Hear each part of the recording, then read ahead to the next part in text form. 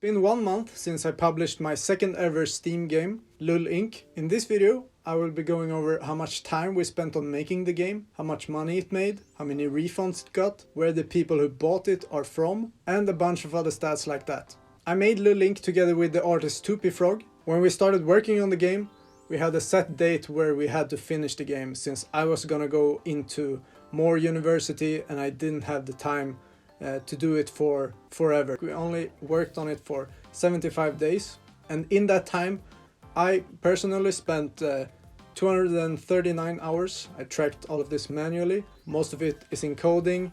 There's still some of it in art, even though Frog drew everything. I still have to place it in the code and put it where it should be. And then there's marketing, publishing, sound, testing, all of that stuff.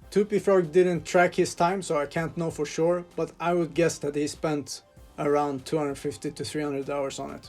So in total, we spent about 500 hours on this game. You can see that in the middle of the graph, I have the so-called despair zone, where you get stuck, you feel like you can't work, you just get stuck doing absolutely nothing. This also coincided with Christmas, which I weren't gonna work on anyways. So there was a long period where not a lot of stuff got done, and this, of course, this affects Frog as well, because when I don't do anything, he doesn't do anything, because it's like, you know, when you stop communicating, you feel like, okay, I don't have to do anything. So when you're in a team, it's important that you push each other on and communicate everything that you're doing, because it motivates the other person to keep working. Towards the end, I go into the crunch mode. I worked almost like 40-hour weeks. If you sum it all up, I worked about 20 hours per week. So it was like having a half-time job.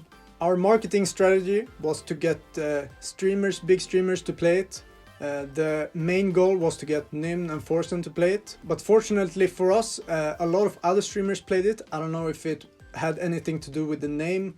The name is a famous emote on Twitch, so maybe that caught their eye in the Steam library, or maybe they saw the other streamers play it and decided to play it as well. The total amount of Twitch views we got is 190,000 views, but we actually got more YouTube views than that, which you may say, oh, that sounds great, then you would get a lot of sales from YouTube, right?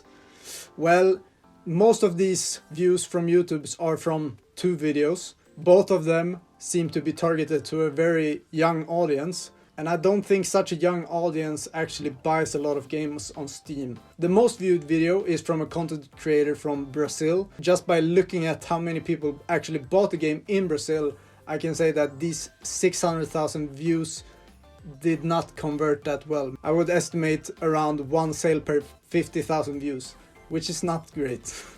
But all in all, I would say our marketing plan and strategy worked as well as we could have hoped. We didn't have a lot of time to spend on extra marketing. We didn't spend any money on it except for 4 TTS donations, which amounts to 40 bucks. So we didn't really do as much as we could have done with the marketing. My personal goal for the game is to sell 1,000 copies in 1 year. So I still have some time left if it hasn't already sold 1,000 copies, which we'll see right now. I've divided this chart up into impressions, which is whenever a user sees a game inside the Steam store page, on the search field, on the home page, anywhere. Page visits, which is when a user clicks on the game or is taken there automatically by the discovery queue or the new releases queue, which is a lot more people than you might think. Wish lists, not the total amount, but new wish lists in that period. So before the game launched, we had 378 wish lists, which is not a lot at all. But this was mostly because we only launched the store page 1 month before releasing the game, and we didn't spend a lot of time marketing, as I said before. So we didn't really have time to accumulate a lot of wish lists. So the wish list number doesn't really match what you would expect a normal indie game to sell. Usually you say that if you have 5,000 wish lists, you can expect to sell 2,500 copies.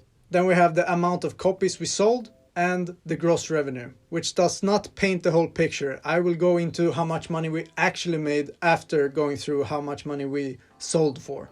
So let's start with the first day. And this is actually the first 2 days, because we announced that the game would be launching on the 15th of January. But after we had announced that, we later realized that you can't actually publish games on the weekends on Steam. So we had to publish it on the 14th, which is why if I took the actual first day, it wouldn't really tell the true story. So I'm taking the first 2 days as the first day, since the second day is when we actually announced that the game was out. Over 200,000 people saw the page anywhere on Steam. About 10% of those actually visited the page. We got 327 new wishlists, so we almost doubled our wishlist in one day, which I don't think is the norm. And this equated to a total number of 293 sales and a gross revenue of $1,051. We were pretty happy with this. It felt like if we could sell this in one day, we would probably reach 1,000 in a year. If we would have sold less, I'm pretty sure we would have been pushed to market the game more afterwards. But the pressure fell off our chests. We were just happy. We were just watching all the streamers play it. You know, it was kind of a euphoric experience, because you get so many impressions, so many people saying that they like the game, giving nice comments. Really just like relief from all the stress and the crunch time before the game released. So what about a week after it released? Well, let's see. We got almost 1 million impressions, which sounds insane, like 1 million people. That's more than I can imagine. The page visit ratio went down a bit, but the wishlist kept up pretty well. But you would expect the sales to not keep up as well as the other stats, because the people who have been waiting for the sale, they will buy it automatically. And the people who see the game in the store page afterwards, I'm guessing the conversion rate won't be as high. Let's see. 518 sales, which amounts to $1,909. As you can see, it doesn't really keep up with the other stats, but it's still pretty close. I hit half of my goal in 1 week, so I'm pretty confident that it will sell eventually 1,000. You can probably guess by now it hasn't sold 1,000 yet. And let's see for the last month. Nothing extra really happened. Soda Poppin played the game. That didn't really bring in super many purchases. I think I could see on the stats that it was like maybe 6 or 10 people bought the game the day Soda Poppin played it. And he played it in front of 15,000 viewers on Twitch. So do with that what you want, but that converts to kind of like one purchase per 2,000 views. Something interesting to note is that it looks like around 8% of people who see a game in Steam clicks on it. That would mean that you would click on every 12th game you see on the store page. That doesn't really sound accurate, right? If you actually look at the categories which bring in the page visits, there are a lot of categories where there is no impression. The categories that just take you directly to the page. For example, the discovery queue is one of the biggest contributors to the page visits, and you will never get any impressions from that one. So you can subtract all of these and come up with a number that's actually way lower. So about 1% of people who see the game in Steam clicks on it. It definitely feels more correct that you browse through 100 games before you actually click on one. This number is probably higher for other games, but maybe you see like 50 games on the page before you actually click on one. The sales number almost went up to 600 sales. The final gross revenue is $2,230. And this is the gross revenue. So there are a lot of things that will subtract from this before me and Tupifrog actually get any money. Okay, so this is where it gets ugly. The total gross revenue was $2,230. So that is the total amount that people paid for Lul Inc. The first thing we need to deduct is the VAT tax, which is the sales tax. And this varies from place to place. It depends on where you buy the game. It amounts to about 10%. So minus $230 there. Then we have to deduct the refunds. And the refunds is a thing you can do in Steam if you've played a game for less than 2 hours and if it was less than 14 days since you purchased the game. And we thought that this would be a big problem for our game because, as you can see on this graph here, this is how long people played the game. And as you might notice, the blue part is under 2 hours and the pink part is above 2 hours. And this is because the game is actually completable in less than 2 hours. So we were a bit worried about this. We thought that, okay, maybe there's a lot of people who play the game, and if they beat it in less than 2 hours, they just refund it, because why not, you know, it's free money. So the amount of people who played it less than 2 hours, as you can see here, is 80%. So worst case scenario, we would have 80% refunds, which would amount to $1,660. And as you can probably guess, that would amount to us getting basically nothing. What we predicted beforehand was that we would have about like maybe 25%, and 25% is still very high for Steam. There are not a lot of games that have 25% refund. We were preparing for 25%. But as it turns out, the community is actually very nice. Not a lot of people refunded, only about 10%, as you can see. 57 refunds. We sold 592 copies, so that's 10%, which is from what I've heard about the average on Steam. It's usually between 5 and 20%. So this turns out to be minus $214. Then after this, you get to the Steam cut. And this is just the cut that Steam takes from all of the games after the refunds and the VAT tax has been taken off. 30% of the remaining amount. And it turns out to be $536, minus $536. Then we have the advertising cost, which I said before was just 4 TTS donations, which amounts to $40. We don't have to pay the $100 that we paid to get on Steam. We get that money back since we actually sold over $1,000, so that's a bonus. But then after all of this is drawn off, I have another person who worked on the game with me, Frog, and we decided before that we would split the costs and the revenue 50-50. So he gets $605 and I get $605. But we're actually not done there. When I get that money, I actually have to pay taxes to the Swedish government as well. But for simplicity's sake, since I don't actually know the percent I have to pay, it's probably pretty low since the amount is pretty low. But for simplicity's sake, I'm gonna leave that amount out. But keep that in mind that I will probably have to draw off another 20% or 25% of this number. Okay, so I get $605. You might say that's pretty good, and I would agree with you, because I didn't do this as a job, you know, I didn't expect to get money from it as if I would have worked instead. But let's compare with if I would have done it as a job, just because it's fun and I like stats.